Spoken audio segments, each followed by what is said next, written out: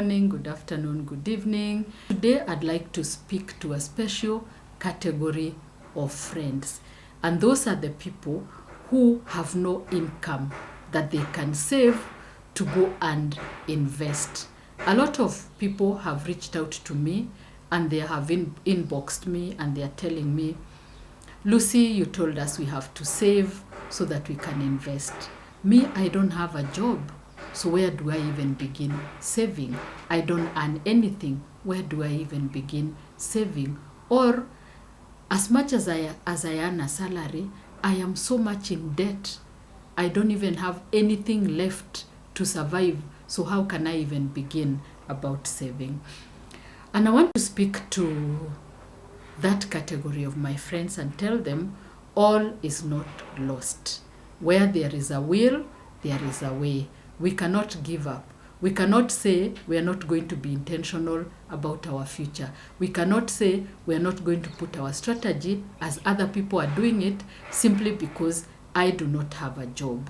We are saying that irregardless of where I am, irrespective of where I am beginning, I am going to put a strategy. When I look at my life 5 years from now, what do I want to see?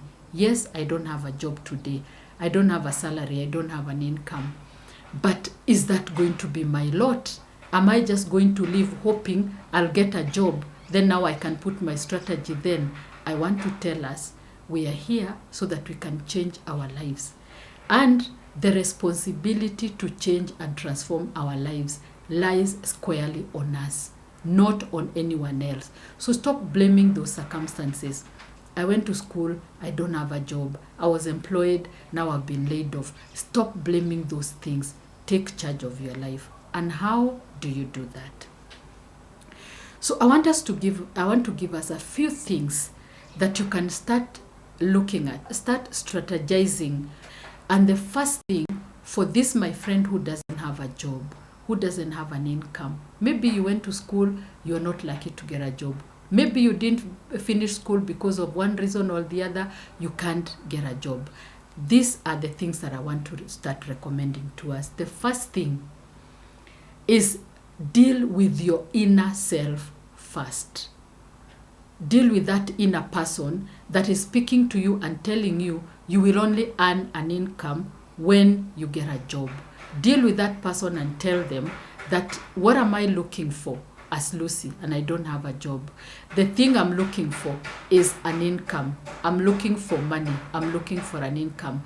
Is it necessarily a must that that income must only come from a job? No. It doesn't necessarily have to come from a job.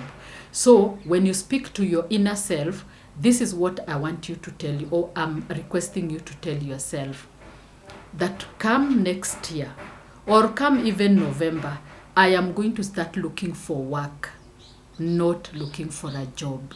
I am going to start looking for something that preoccupies me instead of looking for a job that necessarily has to pay me money. When you change your perception from looking for a job to looking for work, then the dynamics change. And when now you position yourself in that space where you are agreeable to look for work, whether that work is going to pay you or it's not going to pay you, that is irrelevant. You're looking for something that is going to preoccupy you from now going forward. You will start considering several things. The first thing you will consider, I call it volunteering. And when you volunteer, you actually don't offer your services for free. You position yourself so that you can showcase your skills, your talents. You're just putting yourself in front there. You are advertising yourself for that potential employer, for that potential person that can put in a word for you somewhere for you to get a job. So I know the first question someone is going to ask me, Lucy, where do I go and volunteer? Very many people don't even take volunteers. If they take volunteers, they don't pay even transport. And the place where I am, I can't even afford fare to go to the place where I want to volunteer. I want to start by saying that there are so many places where you can volunteer. and I would like to give an example of myself. And by the way, I've written a book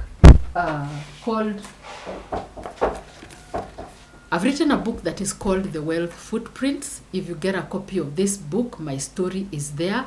And I want to tell you how I started volunteering when I finished university and I didn't get a job. I did not just wait until I get a job to the places where I had put in applications. I volunteered to work for a family as a house help. That's how I began my life. Was I so desperate that that is what I needed to do? No.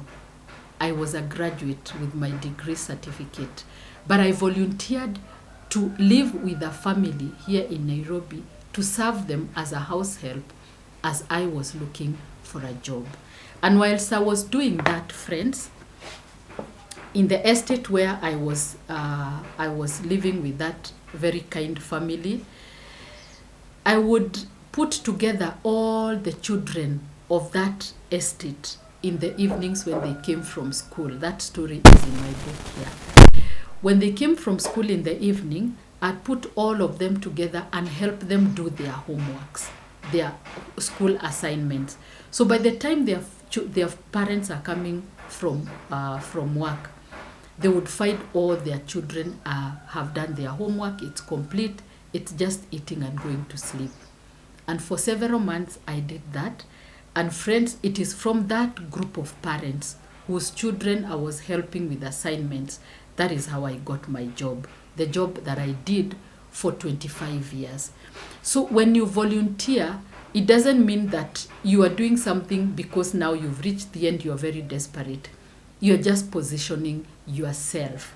It is in positioning yourself, irrespective of whether you are doing something in line with what you trained for or what you didn't train for. You are just putting yourself out there so that someone can see you, can see your skills, can see your dedication, and probably either offer you a job or recommend you to some place where you can get a job. Or somebody will come and see you where you are working and notice that you have the potential to work.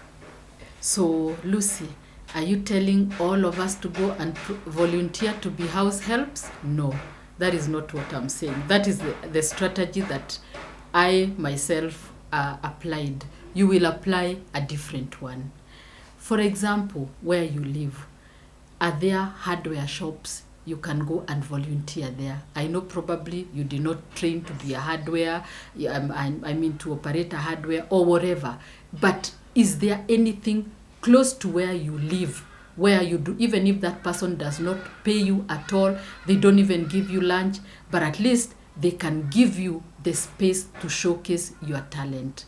Go and volunteer there. Many times when we start looking for places to volunteer, we think of going to volunteer in companies and organizations that are in line with what we do. And you find that those companies will either be very far away from where you are, so you will require transport, you will require lunch, and sometimes you don't even have that. Start from where you are. Take the first step. We said you're not looking for a job, you're looking for work. Something to do, something that gives you the opportunity to showcase your talent, to showcase your dedication, to showcase your skills. I promise you, if you volunteer somewhere, hata kama ni uko kwa manduka, you go and help someone sell. You volunteer even at your neighbor's place, volunteer there. You know they are somewhere, they work somewhere, and they can help you. Go volunteer there to just clean their compound, to just help them run errands. Within a short time, by the time we are speaking in the second quarter of 2023, you will be telling me, Lucy, I tried volunteering and it has worked. So volunteer is the first place that we are talking about. And remember, all this is being guided by the strategy that you made for yourself. You looked at your life 5 years from now and you're telling yourself, my life cannot be the way it is 5 years from now. So what must change in 2023?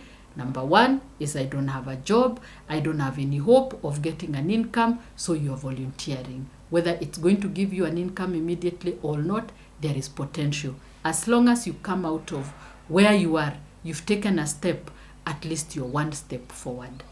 Number 2 is look at your talents. Look at your gifts and talents. How is it that you can convert them into income-earning activities? There are some of you are listening to me and you're very gifted in cooking. You can cook. Again, as we said, go volunteer in some of those hotels. Tell them you've just come to volunteer. Even if it's a kiosk, go volunteer there to peel potatoes. Go volunteer there to wash the utensils. Tomorrow, the chef is the one who's not going to be in, and you'll be given that opportunity to cook, to enter the kitchen. And when you get there, give it your best shot. So convert your talents into an income-earning activity. Can you bake cakes? Start by baking for people. The little income that you can put together, start by baking for people and selling. But then when you start doing, make sure you offer the best. Remember, you're going into a world that is already fully saturated with people that are doing the best of things. So do not go there, and because you're starting, you go and offer shoddy things. Make sure when you go and start that, your talent, you've done enough of research, you've done enough of learning, and today there are so many places where you can learn to offer the best. YouTube, Facebook, just go online, learn, so that when you start doing that, you will offer the best. Even if you don't have the best of equipments, make sure whatever you offer is the best. So convert your talents into income generating activities. Number 3, just begin doing something. As long as you're not choosing what you're doing, borrowing from the first item that I said of volunteering, do not choose work. This is not the time to choose. I am so educated, I cannot do this. I trained in this, I cannot do this. Remember, we are saying being intentional about your life is looking at where is it that I can just begin, just start. I've given you the story of how I started. I want to give you over how I started in volunteering. I now want to give you the story of another friend, a young man who I mentor. Now I call him my friend. This young man had gone to school, he had done his diploma, but he was never getting a job. And so what we did is we worked on his inner self, and he said, I am willing to begin just anywhere. With the least of income, I'm willing to begin. So this young man looked for 1,000 shillings and a wheelbarrow. And the young man who comes from Kisii started by going to the country bus station. He buys sugarcane from there in the morning. He comes to, and he identified a spot by the bus stop, and he just sits there and waits for people. The Jama sells sugarcane. That was several years ago. Today, as I speak to you, this friend of mine has sold sugarcane for the last 6 years. He's been able to buy his own plot and construct a house for his family. His children are in school. He even has one daughter now who has joined university. He never struggles to feed his family, to pay school fees for his family. When you find him by the roadside, he's just a sugarcane seller. But when he goes home in the evening, he is this father who is able to provide for his family. There's no landlord knocking on his door.